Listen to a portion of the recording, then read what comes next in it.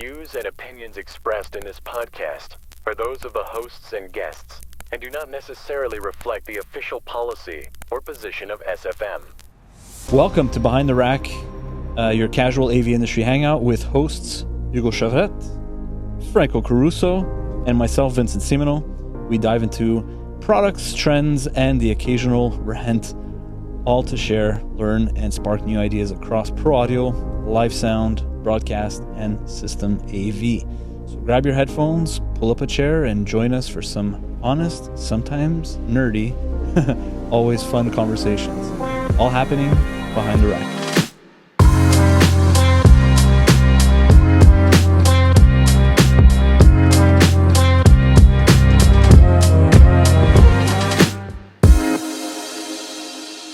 Well, I think Franco, today we have a very nice piece of gear we want to focus on. But I'm excited about this one. I'm also very excited about this one. The whole industry is excited about this one.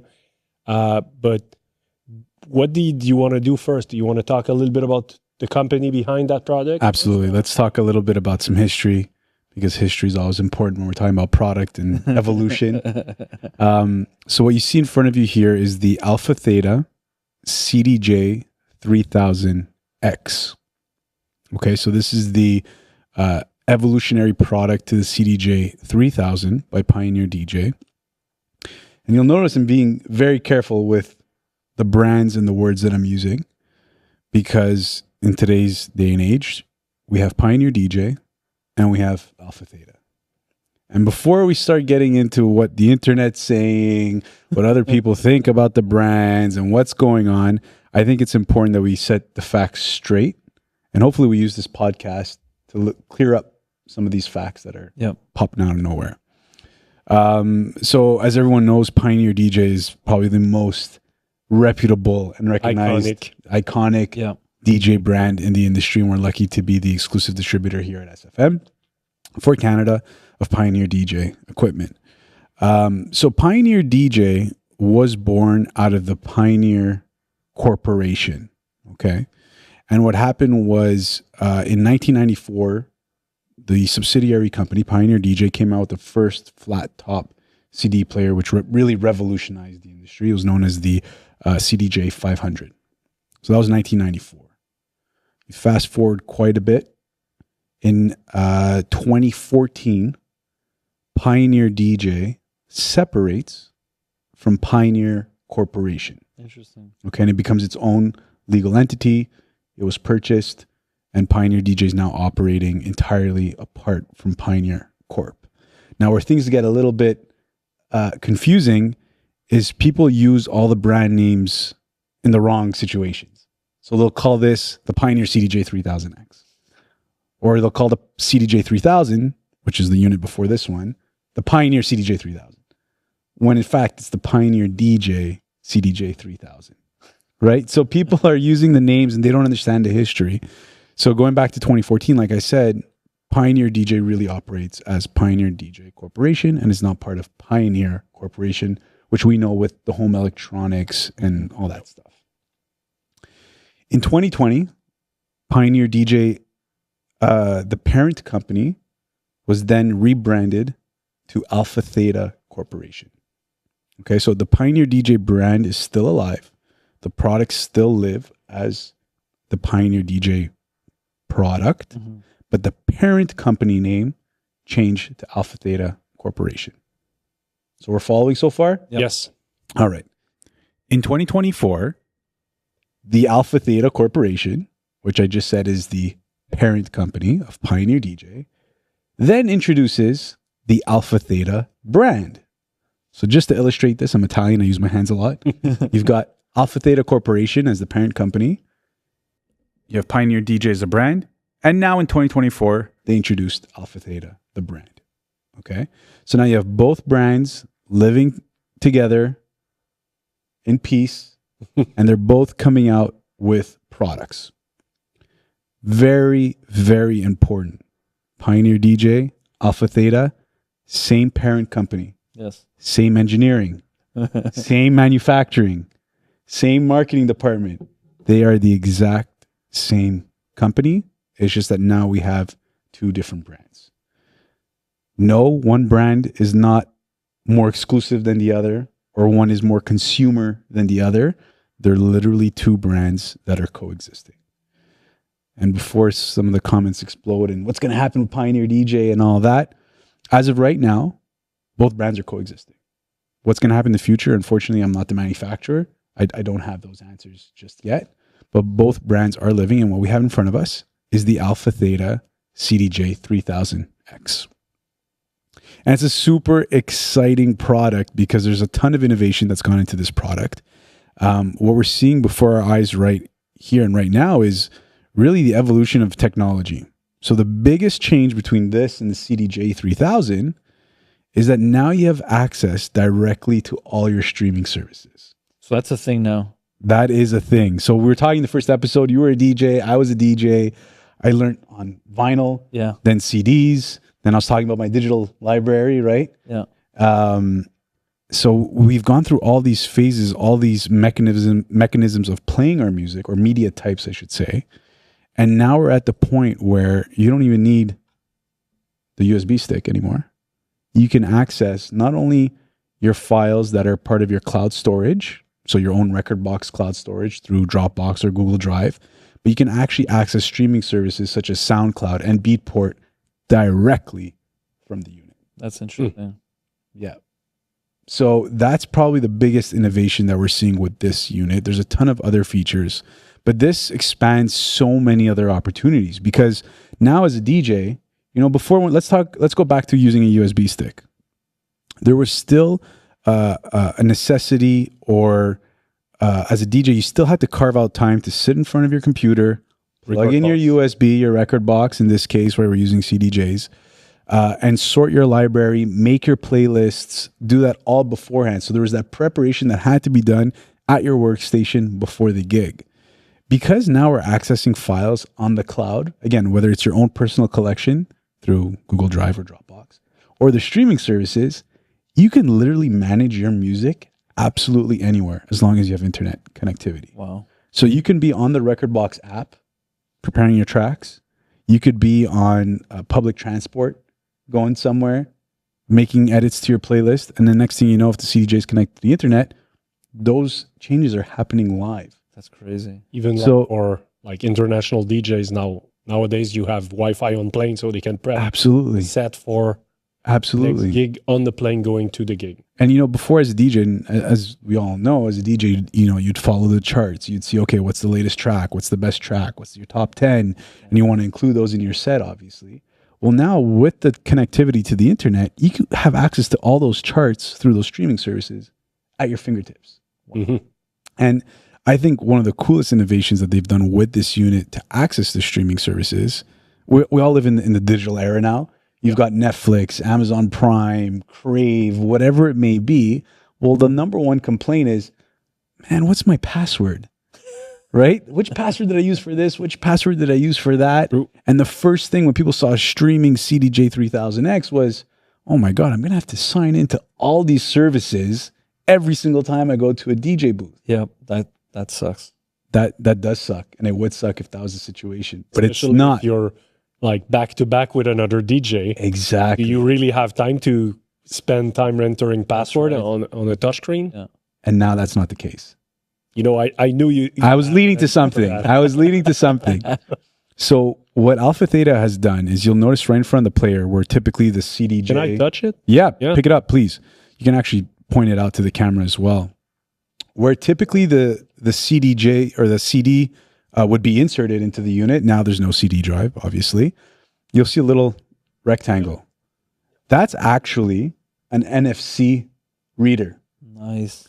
So follow me. You show up to the DJ booth. You want to sign into your streaming services and your cloud storage.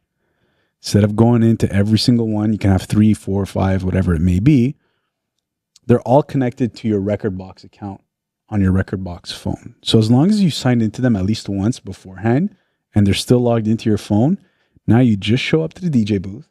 You show up to the CDJ, tap your phone to the CDJ 3000X, and automatically all your streaming services are logged in and you have instant access to all your tracks. Wow. So this is, I don't want to downplay the whole evolution, of the media types, but this is the next best thing. And this is what people are using. We are streaming nowadays. And again, with internet connectivity, just opens up so many more options. So that's really the biggest difference between the CDJ 3000 by Pioneer DJ and the CDJ 3000X by AlphaTheta. That's very cool. Can I ask a few geek questions? Yeah, let's do it. I might not have all the answers, but I will give you the best answer possible. I mean, if you use NFC to log into one of the CDJ 3000X, if there's 3 others or 2 others hooked up to the same network, correct? Are you getting logged into all 3 machines? So as long as they're all linked through Pro DJ Link, you'll have access to all of them. Pro DJ Link, that's the word I was... Just like if you put in your USB into one and they're all on the same network, all your tracks are going to show up on all the CDJs. And can you use the same network switch for your... Actually, sorry. The Pro DJ Link technology, can you also have internet on the same switch? So you can use that same wired connectivity to stream. Yes, I believe so. On top of syncing. Yes, I haven't tried it myself just yet. This is actually a prototype unit straight from Japan. Wow. But I believe so, yes. You can actually, there's a LAN port in the back of the unit. So by connecting your internet to that same switch, you should have access, so it's really cool. In the back of the unit, you've got your RCA, your digital out, locking IC cable. I can show that. Yes, you've got your USB-C. So you still have, the most common types of connections. There is USB-C, so if you want to connect your Rekordbox or Serato Pro. Yes. So that's one major difference as well, is they've changed from an SD card slot to a USB-C slot.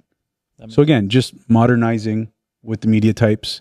What I'm holding in my hand here is the AlphaTheta Rekordbox 1 terabyte USB stick. So you'll notice on both, again, depending on your computer, depending on your preparation method, you have access to a traditional USB and your USB-C as well. Cool. Yeah. So I like to think as myself as the Canadian arm is AlphaTheta and Pioneer DJ, but it's really important that we encompass as many DJs as possible. Yeah. And we continue to evolve together as a group. Something like changing the SD card slot, some people have strong opinions about it.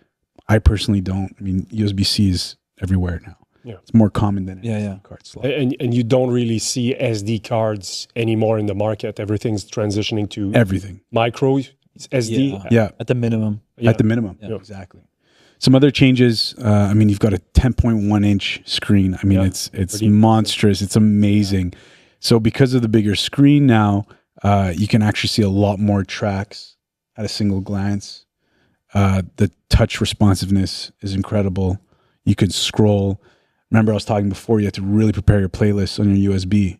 Before, you couldn't edit the playlists on the CDJ player itself. Now you can actually edit the playlist on the actual player. 3000, the predecessor, correct. You couldn't? Correct. Okay. So now you can do that. Now there's even something called a global tag list. So we're talking about media types, right? So you've got your USB in there, you've tapped your NFC, you've got your cloud storage, you've got your streaming services as well. How do you combine all these things into a single playlist? So now as you're playing your set, you can actually send different tracks from your different media types to a global tag list. So now the player is going to remember exactly where everything is, and you're building a single list from the different sources. Wow. So is there a search feature? There is a search feature. Okay. And you can even copy and paste now on this CDJ 3000X. On the previous one, you couldn't. Nice. And I guess I'm pretty sure the answer is yes, but all the cue points, everything's going to follow. No exactly. The service you're using or the file you're playing. That's correct. So as long as the tracks are analyzed and they're still within your streaming service or your cloud storage, everything is in memory. Okay, so on that note, I think it's a bit of a silly question, but I'm still thinking analog. Yep. Streaming service. Yep. I'm wondering how I would feel if I'm at an event, a special event, and I'm using a streaming service. Wi-Fi goes down for a bit. Can you tell me, do you know if if you're using a streaming service, does it buffer like the track so that you don't lose out on it, or how does that work? I think he's trying to like set me up for a trap here, but I have the answer, and I'm very happy about this answer. I'm just curious. So on the new CDJ 3000X, with its new processor and memory, every single track that is loaded, including your USB, you can load your track. The track could be playing, and it's cached into the memory. Nice. So you can pull out the USB mid-track, playing. and it'll finish the track, no problem, because it's storing it in the cache. And you know that comes from going back to back with other DJs. Unfortunately, the guy takes out his wrong USB or whatever may happen. So now you have that fail-safe. Versus in the past, it was just like an automatic loop that would happen. Now it's actually cached completely. So you're not into caching the player. playlist, you're caching the per track that's loaded. Per track, exactly. Loaded as soon as it's loaded in. That's right. Okay. Exactly. You've got some other really cool features. We'll talk about queuing a little bit. So now through the headphones and Pro DJ Link, you can actually queue the track just by touching the waveform. So you don't have to load the track, your next track, you're searching your playlist. Just by hovering your finger over the waveform, you can listen to the track. Wow. So if you forgot what it sounded like, or you want to see if the beat would, if the drop is going to match your previous song, whatever it may be, you don't have to load it. You can just do it straight from the playlist. So basically, it's going to use the Pro DJ Link, not the audio out. And you're going to be able to, let's say, if your mixer is Pro DJ Link compatible, let's say the new DJM A9 or something like that, you would basically have two streams of audio. One's playing back from that player. Yeah. And I can cue another track. Exactly. Yeah. In terms of the technicalities, I'm not sure which method it's using, but you're capable of just touching the waveform and listening to it in your headphones and not having to load it on the track itself. Cool. Another thing is Smart Queue, which I find incredibly useful. So you'll notice right below the screen, there's 8 cue points. Yeah. Usually cue points can be coded different colors, right? Yes. You've got your A, B, C, D, yellow, red, green, let's say, right, for A, B, C. Traditionally, your cue point, you would have to set it by pressing the main cue button. And if you wanted to jump to another hot cue, you'd have to press that button on the screen and then press your cue button to get that same position. Now what's really cool is if you enable Smart Queue in the settings, the little LED around the main cue button, it'll remember the last cue button you pressed while playing that track. So let's say A represented yellow. You press A, instead of always pressing that physical button under the screen to get to cue point A, it'll automatically map it to the main cue button. Nice. And the LED, which traditionally was always a certain color, orange, now it'll actually go yellow to say, hey, I'm using cue point A right now. Nice. So that enables a lot more things in terms of your workflow process because you're not always hovering over the jog wheel, over other buttons. Automatically now, you're comfortable. You're using hot QA from your standard cue button position. So there's a lot of really cool things they're doing. They're doing gate queue as well, which enables you to use the hot cues almost like a sampler. So you're able to play the track just by pressing the button. So you can almost do like a melodic sequence just by pressing your hot cues now. I've seen some YouTube video on that. How do you call it, that feature again, the queue? Gate queue. Gate queuing? Yeah. And I think that's the kind of feature, and we're not a podcast where we are going to hook up an equipment to have our listener looking at the features, but even with 2 YouTube video, I didn't really get what was this feature. So I think you really got to touch it and try it. You got to, yeah. Especially those 3 main queue features need to be experimented with, and you really have to get your hands-on experience to understand the true potential of it. So can I take one home tonight? Or actually, you don't. What would you do with one? I would need 2. Oh, you need to. Now you're asking for a lot. I know a guy, though. I know a guy. We can maybe figure something out. Why would you leave with only one? Exactly. A couple of other differences. So they've re-engineered completely the playing cue buttons. So historically, and again, if some of my facts are a little off, I apologize, but I believe they were tested up to 1 million or 2 million times each. Okay. These new cue buttons were tested an additional 500 times. Oh my God. Presses. You mean just 500 or 500,000? 500,000 times more. Wow. Than the original standard processing 500? was. Yeah, sorry, 500,000 times more So they've been completely re-engineered. The actual contact area, like to the physical button, has been improved. So durability is just unbelievable. The top plate now is all aluminum. So it helps with, heat dissipation, heat from the sun, stuff like that. Do they still make white ones, or as of right now, there's only the black CDJ 3000X. The other thing too was the jog wheel. So the jog wheel, comes obviously from the vinyl turntable, and you can adjust the feeling on the CDJs depending on which model. Very interesting. Traditionally, you had a certain range. Some people wanted it a little tighter, some people wanted it a little looser. So what happened was on the CDJ 3000X, let's say your spectrum was like this, they've actually wind it even more. So it goes a lot tighter than the CDJ 3000 and a lot looser than the CDJ 3000 as well. So again, depending on your style, your turntablism, whatever you're looking for, now you've got that range of jog wheel feel on the CDJ 3000X, which is really important. USB HID mode supported, so it automatically unlocks Serato DJ Pro, Rekordbox as well. So there's no more scratch cards and serial numbers and all that. As soon as you plug it into the hardware, into your computer, basically the software will unlock with all those beneficial features as well. Any compatibility with a Tractor as an HID controller? As of right now, I haven't tested it. I don't remember what the documentation states, to be honest with you. But the two main ones are Serato DJ Pro and Rekordbox, and those are obviously fully supported at the moment. But what's cool about that is all the features you were mentioning before, like streaming from services, being able to play tracks from your cloud services, those were available through Rekordbox if you were using the CDJ as a controller for Rekordbox. Correct. Now, basically, you don't need... you don't even use your computer anymore. That's it. There's going to be a laptop somewhere in the DJ booth for anyways. Sure. Yeah. But you can use those as standalone players, literally, and stream from... Exactly. Just like if you were a computer. And just to be clear, it's not just through the LAN port. There's Wi-Fi built in as well. Yes. So there's two methods of obviously connecting to the internet, which will allow you to use all these options as well. Between us guys, I think you should not use Wi-Fi professionally. Yeah, in a club, let's please use, hardwired. Yeah. I think we all know in the rack, hardwire is the best, right? So let's stick to hardwired, please. But I've been stress testing it using Wi-Fi, haven't had any issues whatsoever.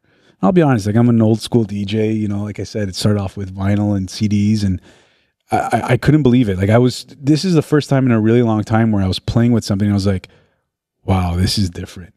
This is new. Like back in my days, like we were saying in the first episode, it's like, I can't believe we're at the point now where we're streaming, and it's so exciting to be part of this change and this evolution from the CDJ 3000 to the CDJ 3000X, and really proud with what the company's done. And I'm super excited to start seeing it out in the field and on riders and stuff like that, and at major festivals. And I think it'll be extremely successful, 100%. I'm all excited about the player, and I'm definitely going to ask you to try them. Yes, for sure. Yeah, absolutely. That's not a problem. The more people that get excited about it, the better it is, and that's what makes our job so cool. Yeah, yep. Is that we get to come to work and play with these units. Like we were saying in the first episode, the joy of being able to play with the new gear is always a pleasure. Always, absolutely. Really is. So that's the story about AlphaTheta and Pioneer DJ, and I guess we'll see what happens in terms of future products and where both brands coexist. But as of right now, it's an exciting journey, and I'm so excited, like I said, to see how this technology is going to be adopted and used out in the field. So you're telling me it's not the end of an era? No, it's not the end of an era. It's so funny. Everyone's saying that.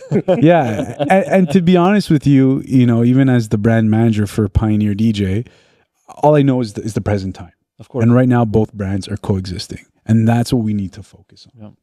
So, and again, this is the evolution from a Pioneer DJ product, and frankly, it looks very similar. I mean, it's basically the evolution from a Pioneer DJ product. So, Yeah. frankly, I don't really mind about the name. Me, personally, I'm not DJing anymore, but I've been DJing on Pioneer equipment for a while. Pioneer DJ. See, he just did it there. Now we got to go from Pioneer to Pioneer DJ. Sorry. Now Pioneer DJ Yeah. to AlphaTheta for certain SKUs. Yeah. You know, so yeah, it's going to take some time, just like every other brand change and brand adoption. Yeah. It's going to take some time. It's going to take some acceptance. But at the end of the day, the most important message is it's the same company. Same Yes, quality same product, DNA. Same quality, Same same engineering, Yeah. same R&D, same marketing, same values, and Same that's colors. the important message. Yes. Yeah, similar colors, exactly.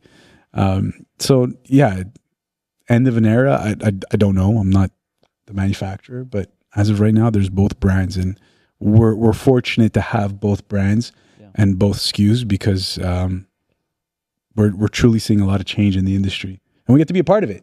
Absolutely. It's cool. Especially the streaming thing. That I think that's the one that on the film side and all, and even on the music side for a long time. I think the music came up first before with Apple. Was music streaming came? I think they came around pretty much at the same time. Yeah, Yeah, Netflix and Apple Music, Spotify. I think it's even before Spotify. I think Napster. Yeah, but Napster was not a pirate thing. No, Or- you were or- paying. You were able to pay. You had to True. pay for Originally, The service. Yeah, exactly. So there were there's music services like that.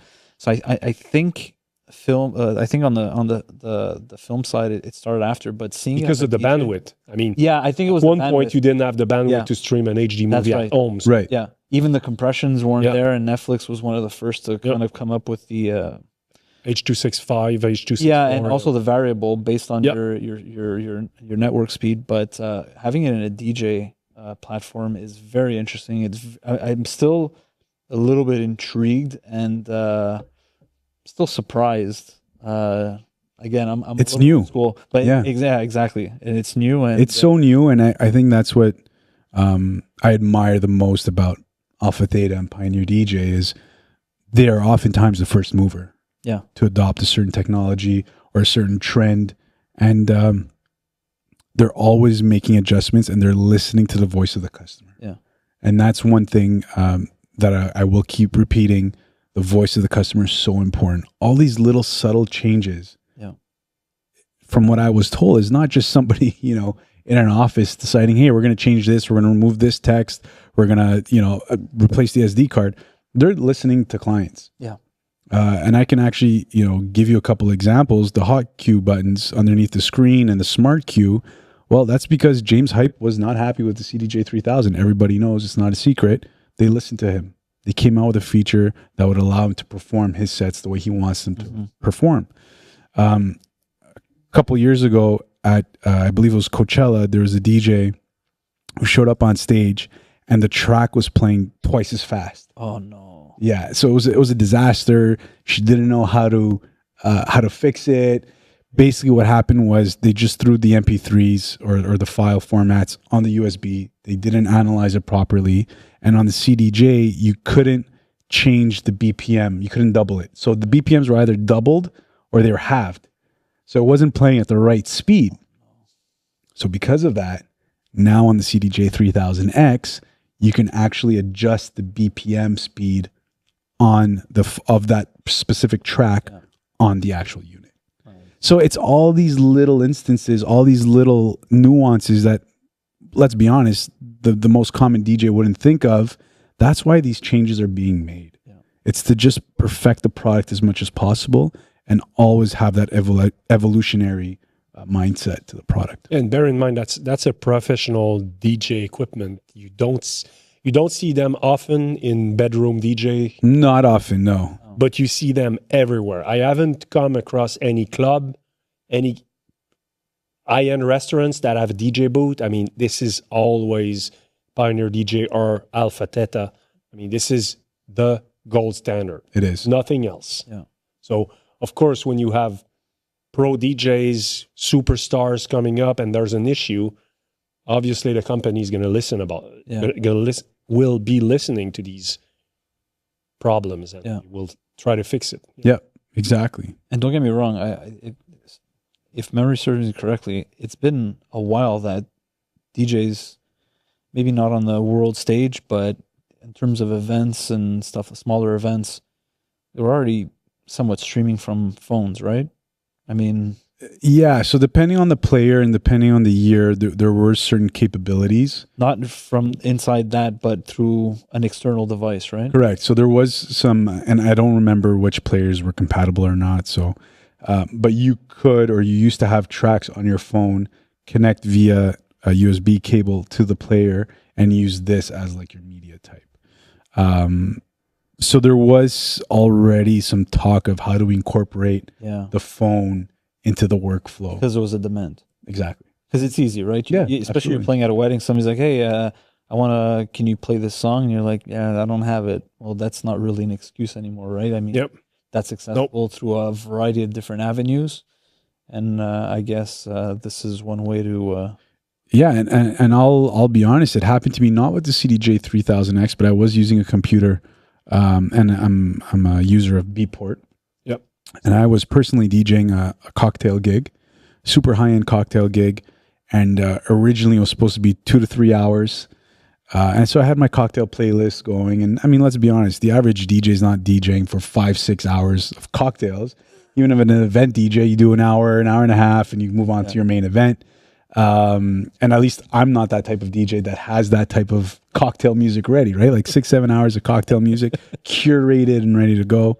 And so while I was playing, I started to quickly realize, okay, my usual cocktail playlists here, I'm going to need more tracks. What am I going to do?